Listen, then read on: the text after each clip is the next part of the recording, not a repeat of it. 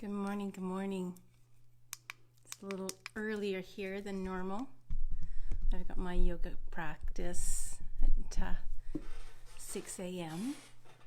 So it's 5:30 here in Vancouver, BC. You're with Deborah O'Neill from blissbee.me, Integrative Holistic Health. For our daily, I think we're episode 19 or 20. I just can't even believe we're there. That's just so beautiful. Thank you for being here with me. So we're working a lot in the emotional body, and we're not a lot. We're dipping our toe into the emotional body and learning to come from a place of witness. So important to get to that habit of not going into that hamster wheel or that washing machine. And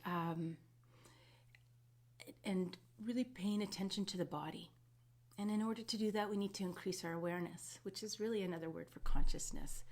We don't need to walk around going, oh, I'm working on raising my consciousness, but in fact we are. We're increasing our awareness, and a perfect example is me this morning. It's early, and I always do bed yoga. I'm a yoga teacher. I do have created a bed yoga series for myself because that's what I like, and I work to my likes and my strengths. So, and it's phenomenal. It will definitely be a part of my online programs, and certainly I think as we progress here, maybe we'll progress from the seat to the floor, and I'll show you more from the floor, from the yogic side. In the meantime, let's just take a moment to, I guess I have just 15 minutes, 20 minutes today. Let's just take a moment to get grounded, and we'll get grounded as we talk and feeling our feet on the floor, and start to imagine those etheric feet and those roots coming out of the bottom of our feet. And I was going to bring in my shamanic drum. I pulled it out so I wouldn't forget it, this one right here. But I think I'm going to work with something a little bit more gentler today, which is probably, you've seen it in the background, is one of my singing bowls.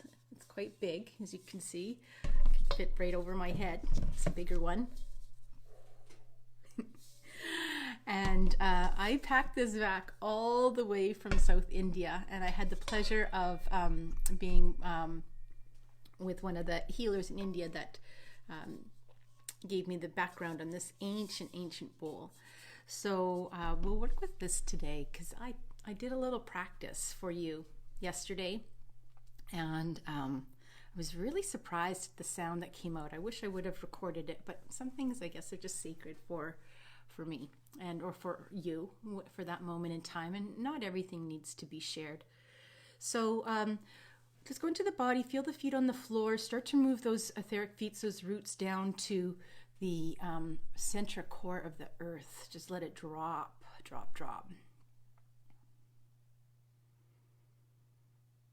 Feel it go through, bringing all your sensories in again, and let it drop right down into the earth. And getting down into the molten, moving down to the central core, that crystalline core. Allow the roots and the etheric feet to wrap around that core, and draw on the energy of Mother Earth.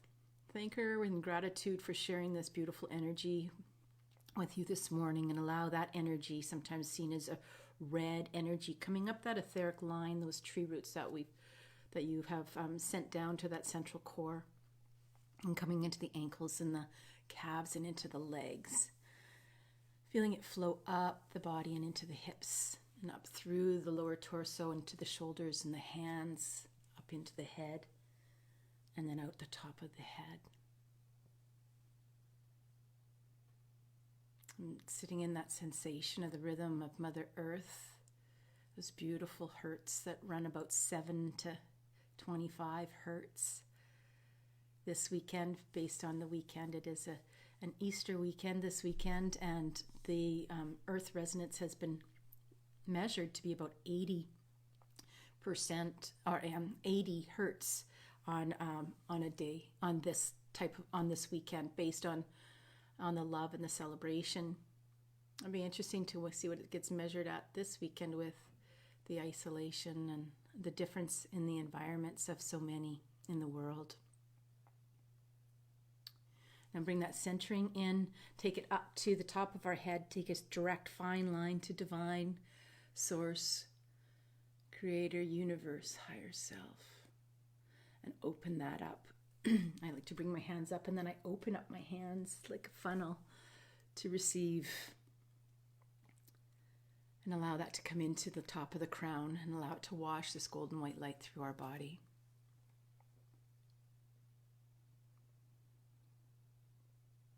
Right into the torso and the shoulders and the hands, and see if you can feel the sensation in your hands, into your heart. Let's really work on opening our heart and sharing this love this weekend and every day. Down into our hips and into our legs, into our feet. Feel the two energies coming together.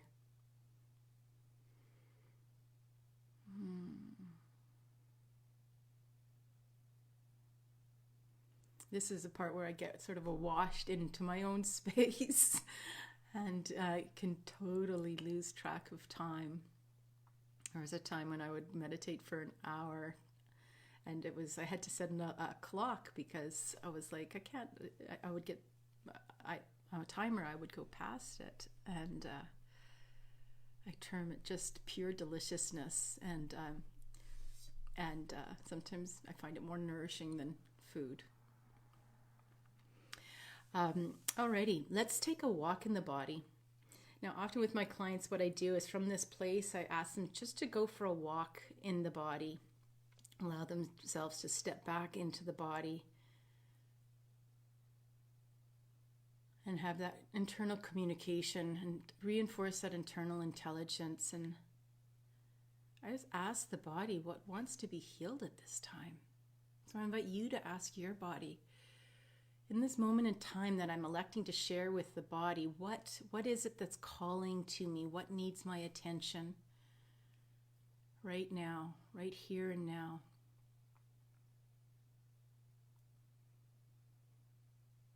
And then, just like I said earlier, place your hand on that part of the body that needs that attention and allow it to stretch it out or shrug it up and bring it back. And that's why people have such great results from yoga. It's not like we're necessarily taking that internal time, that conscious time to have a conversation with our bodies, but we are. As we breathe up into Tadasana and then we fold forward and forward fold, it's all those movements that just move so beautifully, and it's like a symphony, really. We're tuning all these different parts of our body with our movement.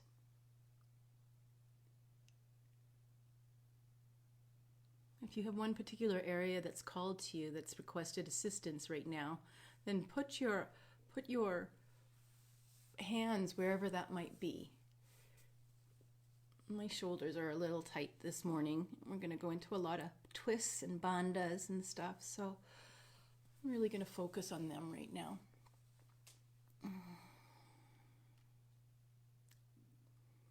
And finding the peace of the morning or whatever time it is, wherever you are. Just finding the peace in this space. And turning it into a sacred place in this moment in time. Your sacred place can be anywhere. At any time. And the reason I term it a sacred place is because I really love the fact of creating rituals or time for me, and self-care is a heavily used word, and I like the honoring of it for me. It's an honoring, and it makes my attendance to it more important. You know how it's sometimes easier to hire a personal trainer to get you to go to the gym or do your exercises? It's the personal trainer that you're doing the work for, you're showing up for. So when I call it a sacred place or sacred space, it's my importance. It's my connection to something more than me that is drawing me to show up for it. And it's honoring. It's honoring that time. That's often why I sit at the same time in the same seat as often as I can, because I'm honoring. There's in the yogic world, it's like, well, the guru will come to you and sit with you at a certain time in the morning, and if you're not there, well, then he'll just go on to the next person. So there's different stories that we can make up for ourselves or know them to be true, because I know it to be true. It's true for me. So. That puts my importance to that ritual. Oh, I took a bedhead, I think. All right, so let's go back to bringing in our deep diaphragmatic breath and giving ourselves permission to figure out what works for us, because it's your time and it's your imagination. And remember, our mind doesn't know the difference between imagination and reality. And for me, it's not my imagination. For me, I feel in my heart that it's my own sense of knowingness. And that's what has allowed me to go as deep into my practice as I have. There's a reason why I love the country of India so much. I think, there has to be. Why? It's crazy. Whenever I leave, I cry there and I'm sobbing. I'm like, why?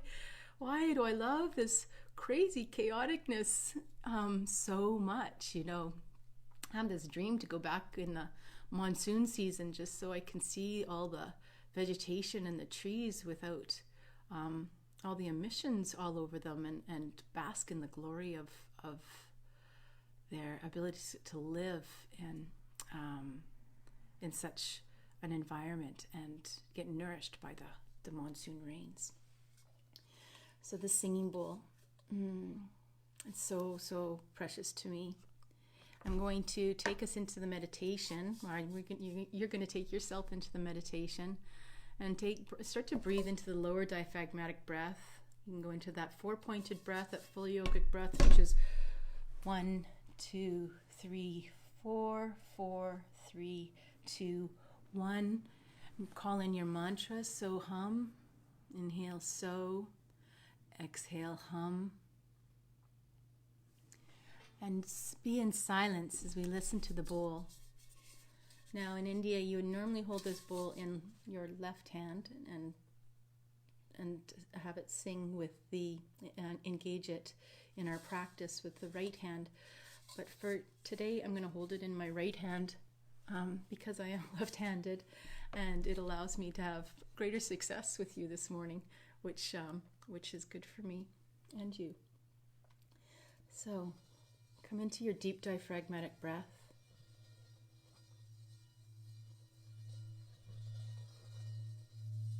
As I activate the bowl.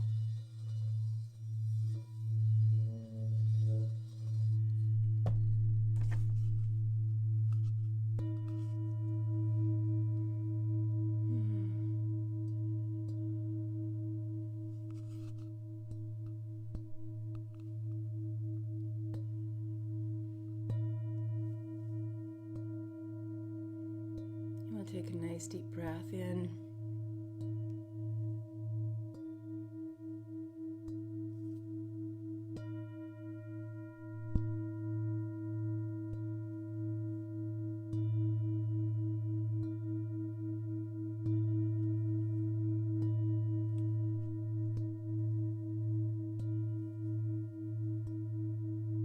This bowl is tuned to all our energy centers in our body.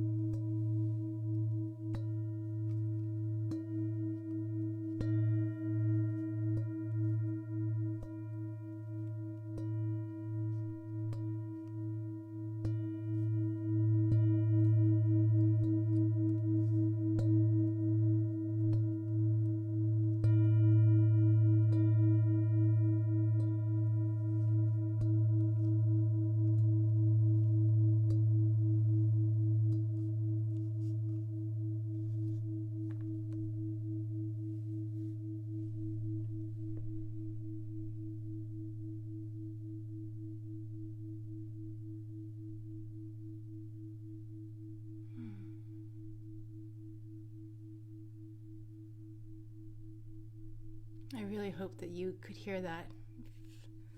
If you're watching, let me know if you could hear it and if you enjoyed it.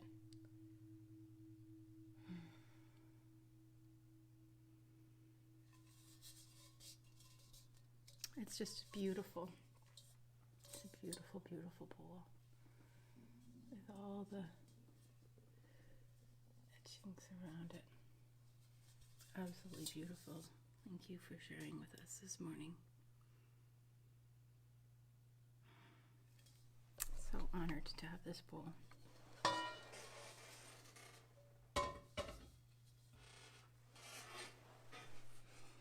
So now you know what that is behind the back of my head. Tomorrow we'll bring out this beautiful piece. But like I said, I thought it would be a bit much for me to activate my body that quickly with the beautiful drum. Thank you so much for being here with me today and sitting with me. I have all the videos. Yesterday I spent the entire day in my challenged technical world and put episodes and sort of the briefing of what we discussed so that we can keep track of them if we want to go back to certain areas. So I did 18 episodes yesterday. I can't believe we're at 19 today. Warms my heart so much. Let's take a look at what our offering is for today.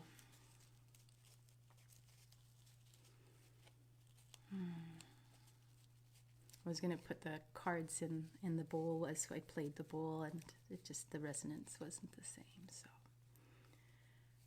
they were nearby. My hands for holding the bowl are still tingling. Everything is here for you, waiting to be received. Everything is here for you, waiting to be received. I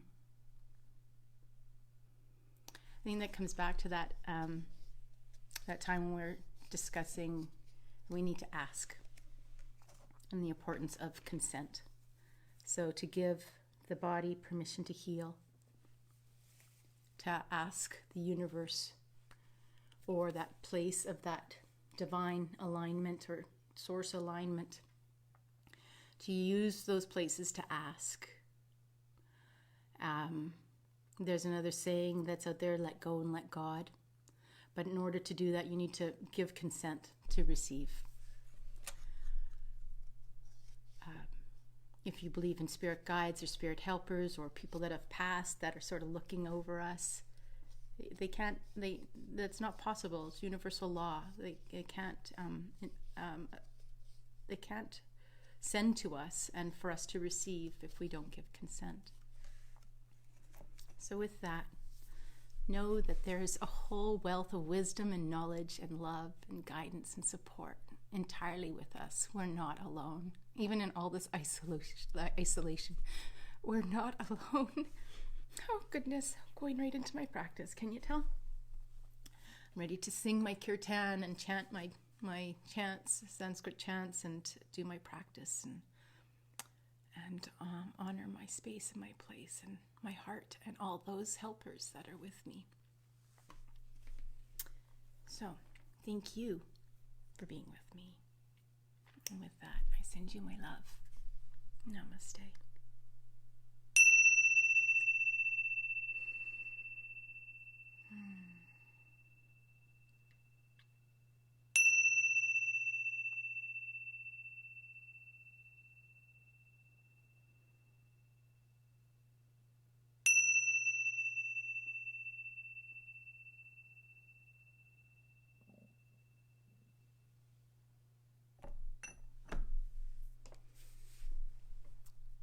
And with that, open your heart and allow yourself to receive today and see what shows up.